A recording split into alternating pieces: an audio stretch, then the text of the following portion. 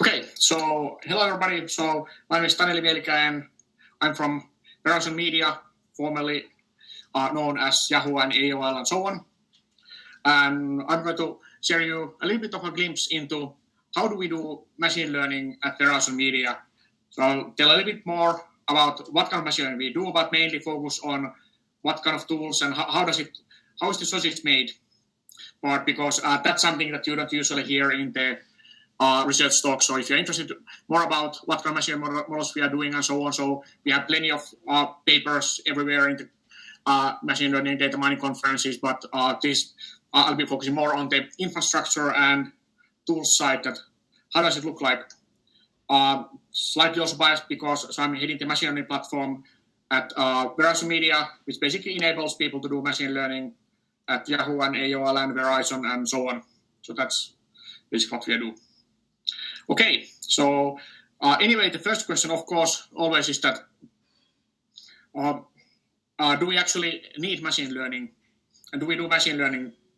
The answer is yes. So basically we use machine learning everywhere, as one would expect, on every single property and every aspect of our business, from consumer-facing products to backend analytics to future planning and so on. So we do a lot of content analysis enrichment, user experience personalization on all kind of displays.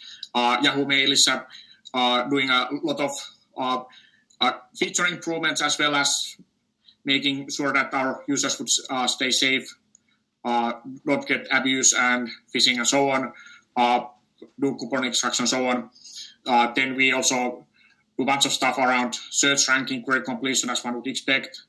Content moderation is increasingly big topic. Not suitable work. Hate speech is something that is nowadays very important. Political ads. And this doesn't only apply to our websites, but also with this, we are able to capture school bombers and stuff like that before it actually happens and stop child porn rings and so on. So we do also a little bit of good in addition to showing you ads. Then, of course, we use machine learning for service monitoring and, of course, optimizing our infrastructure, how we are using our data centers, hardware, and so on. And network security logging, abuse detection, or again, some more examples. And, of course, the whole advertising business is built on machine learning.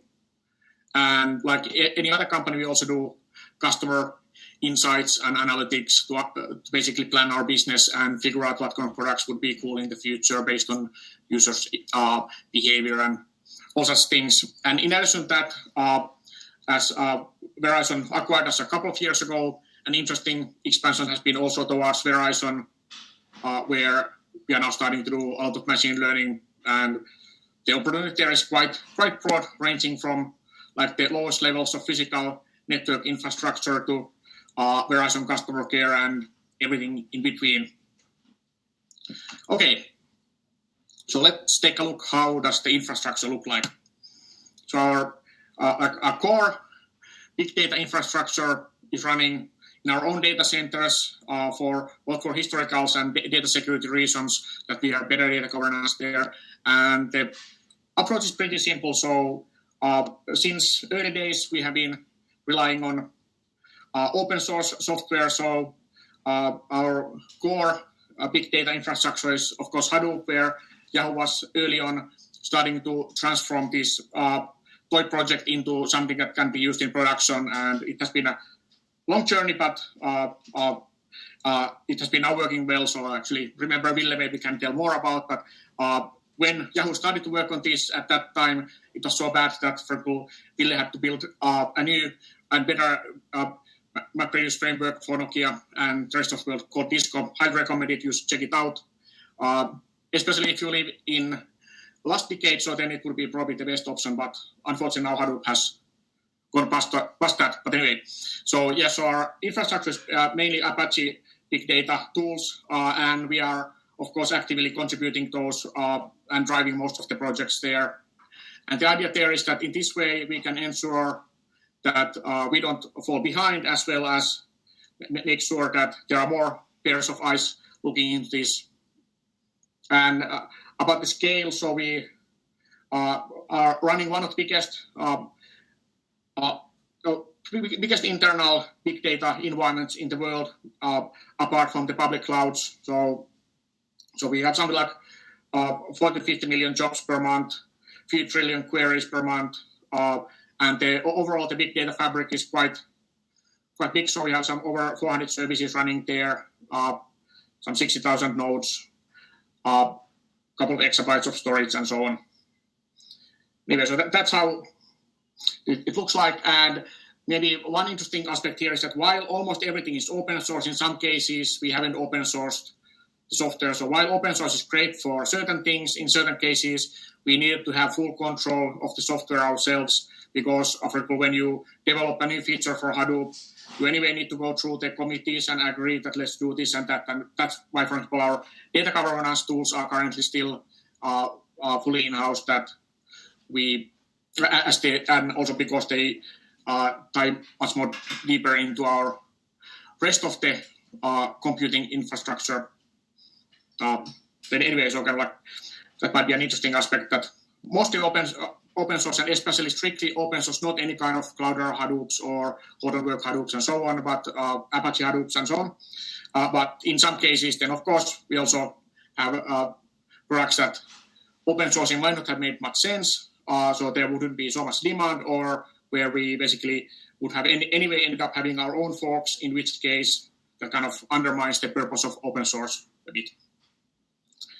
Okay, and let's look into a little bit more into some machine learning use cases. So we're actually using machine learning also on our big data infrastructure.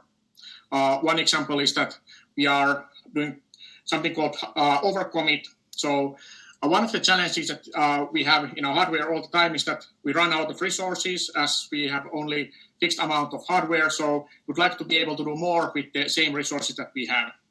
And one of the things that happens is that when you start a job in Hadoop or Spark or Link or anything else, you tell that I need to have this much memory, and then you will get it, and it's reserved for your job for the whole time. But something that we have learned is that actually the maximum memory that your application needs is not the same as the average memory, and applications use the maximum memory at different times, and quite often they don't hit the maximum memory. So what we learned is that it's actually okay to lie a bit to the applications that, you will get this much memory, but in reality, give them a bit less, or promise more than what we have in total. And with this, we actually have been able to increase the utilization quite drastically. So nowadays, I think we would need to have double to triple the hardware that what we have. And this is a feature that is not yet part of the open source Hadoop, but we are looking into how we could share this without, in a way that can be used in other places, because of course, all of this depends very much on your workloads and general configuration and setup of your hardware. So, but anyway, so right now this is still internal, but we are looking that could we find a way how also others would benefit from this. But anyway, because of this, we are now able to run our Hadoop clusters maybe 40% hotter than normal ones are doing, and then again, 1/3 of the hardware that we need. Okay. Another interesting aspect in our Hadoop is that we have also containerized it, and this was happening because of if you happen to be a company that has been around for soon 3 decades, you start to have all kind of legacy there, and even in Hadoop and in our big data infrastructure, we have some legacy. So, like for example, the old operating system versions from where we need to migrate to new ones and so on.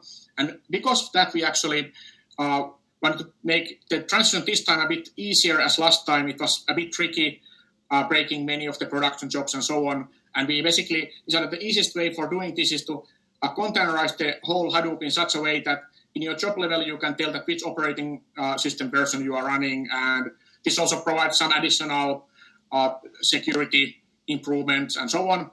But the one thing that we didn't think about at that point when we started to do this was that this actually is even bigger deal for software distribution and deployments and so on. And now actually what we have learned is that the biggest thing was around that. So because of these changes, we are now able to deploy new software into the massive Hadoop infrastructure, not in days or weeks, but in minutes or hours. And this can be done in a non-intrusive way, whereas in the past it was so that we had a limited number of labels that we could use. So this could break someone's jobs, whereas now with the containerization of Hadoop, things can be done in a very simple and safe way. In the same way like what you would be doing in Kubernetes. The main difference is that you just can go a bit further than with Kubernetes. You can go with Hadoop a few miles further. So you can scale up a bit more and you get a bit more performance. But anyway, so this is another maybe interesting aspect in the our big data infrastructure. All right, let's take then a look into the next layer. So the machine learning part. So our machine learning infrastructure is largely built on top of the Hadoop infrastructure, as this is our massive hardware investment where we have tens of thousands of servers running. So we definitely want to utilize that. And then in addition to the Hadoop infrastructure, we are also then expanding it with other tools like Kubernetes and Storm and so on. And elastic capacity is coming then from public cloud. So especially in the case of GPUs and so on, it is so that unless you are able to run them quite hot, they are not necessarily economically beneficial to own yourself. Whereas in the other hardware, it has been kind of slightly different, as we can buy them cheaply enough that even if we wouldn't have full utilization, it's okay. But especially GPUs, as they also evolve maybe a bit faster, there's been a use for elastic capacity. So when you need to get something quickly and you don't care about the price. So then for the machine learning frameworks and tools, what we have been trying to do is that we have been trying to rely as much as possible on open source and build custom software whenever we really must do so.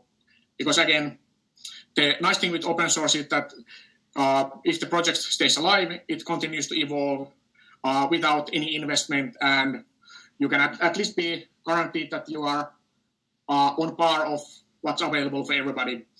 Because any company can easily get to a situation where they have some dear software that they have been running for long time and they don't realize that actually everything else is starting to be better. And of course, we are also contributing to open source ourselves, like examples are Rabbit and TensorFlowOnSpark and so on. So the machine learning frameworks, those are kind of the workhorse of all the machine learning training and inferencing and so on. But then, of course, we have also some other needs beyond that. And one of the challenges that we had with Yahoo is that we have been doing things for a long time. And because of that, we have anything that you can imagine running in our environment, almost. And it's very difficult for teams to adopt new things because it needs to somehow fit into their workflow. So, and we have been also following this kind of opt-in model, so that we are not forcing people to migrate to anything in the machine learning side, but we believe that it's better to do such tools that they actually see enough value that it makes worth of their investment to actually adopt things. And we start to look at, okay, so now people are doing pretty well with the training side and even in inferencing and so on, but that doesn't really address the whole end-to-end machine learning. So there's so much more in machine learning life cycle that needs to be handled. And then we start to look at, okay, so what would be the minimal, non-intrusive thing in the world? And we realize that actually machine learning models, those are something that are involved in every single step of machine learning, from the early experimentation to production serving and everything in between. So we started to scout, could we build some system around machine learning models and managing their life cycle and sharing and so on. And the interesting thing was that in the end, there was actually huge demand for this kind of tools, and people were willing to adopt something like that. We, again, of course, we started by looking into open source. MLflow was emerging at that time, but it has its own challenges. We need to have multi-tenant environments where we can share the models, and we need to have security also added, which at least as far as I know, people haven't been able to add too well to MLflow yet, and so on. So that's why we ended up building our own model management experiment tracking system, and this is also something that we hope to open source. Right now, we have been focusing on making sure that it works well internally, that people are happy, and it addresses those things before we start to push it to other people. But again, hopefully to be open source soon. Quite often, also in machine learning, we data scientists think that, well, we built the model and that's it. And of course, it is not that only. And actually, the main and only reason why you built the model is that it can be used for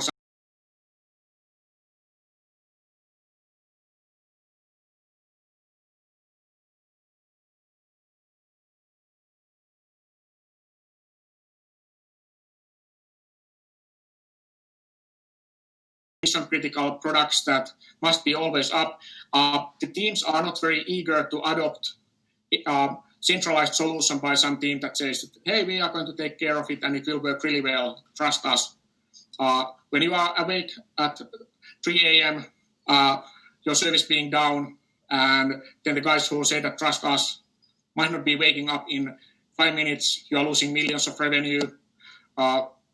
You are not so happy at that point, and people have learned that there are such risks. So that's why we have been actually building all of our machine serving in such a way that we basically create self-optimizing hardware adapting containers that the product groups can use. So basically, containerize the model, and you take the container and run with it. You can use any infrastructure you want, and so on.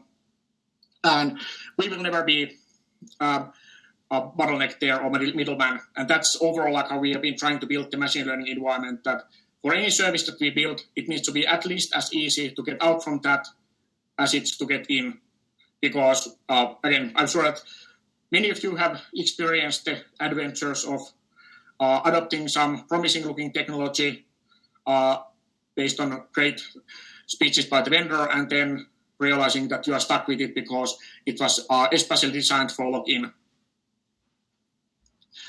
Then another a bit tangential aspect of our machine learning infrastructure is around organizing machine learning challenges. And I just wanted to bring this up as this maybe another interesting thing that we have been looking into. A small project, but anyway, kind of like fun thing that we started to look at how can we demystify machine learning more across every single iOS engineer and so on.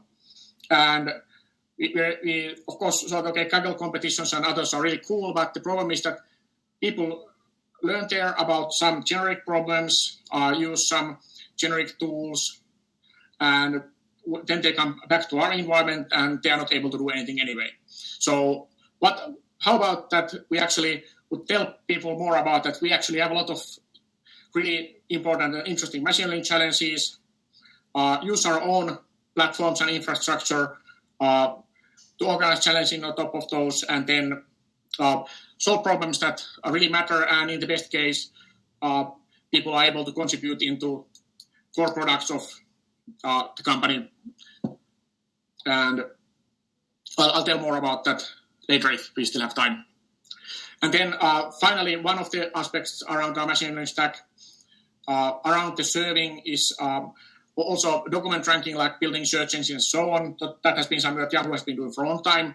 And the good news here is that actually we have open sourced a couple of years ago a system called Vespa, which is a low latency big data serving engine, which is used for all kind of document ranking and search use cases.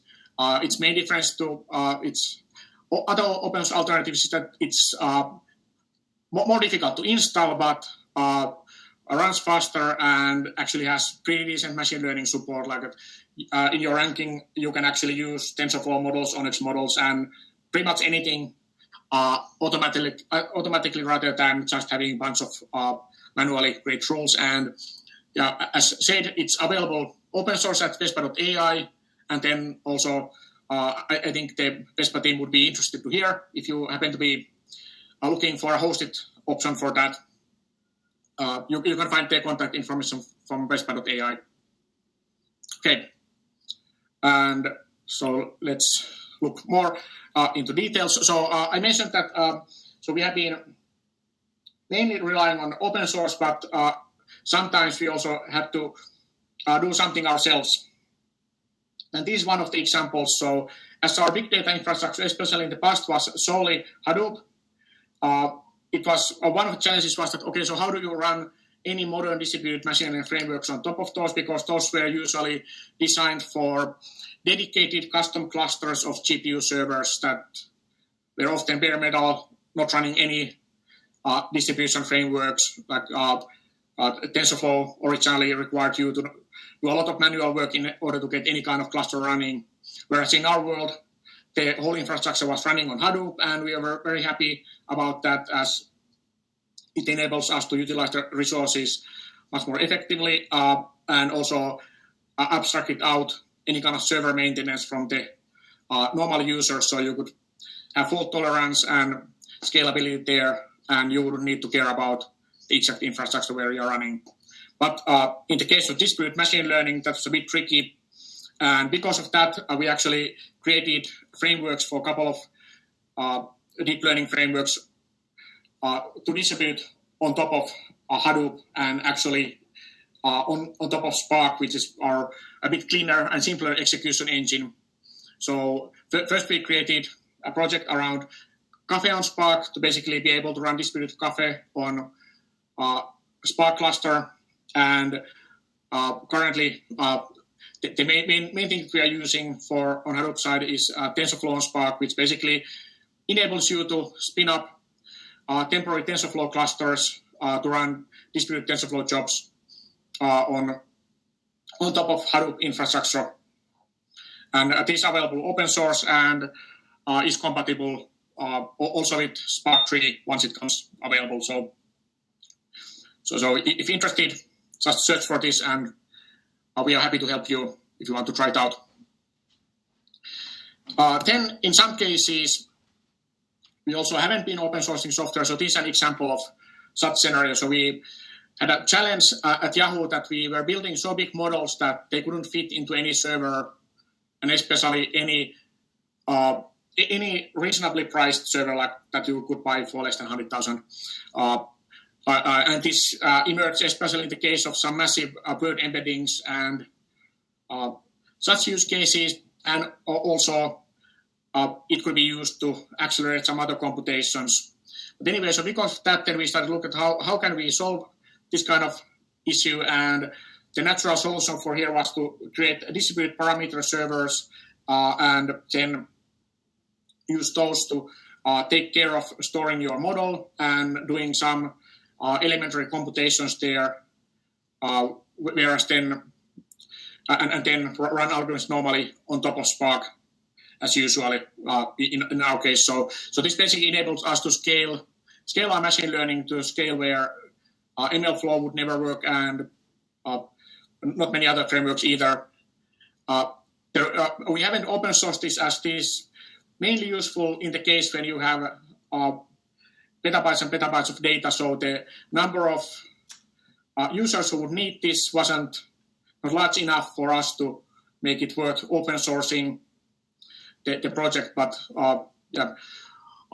would have been fun to open source. But again, the outcome was that there are too few entities that would need things at this scale that we didn't end up doing it.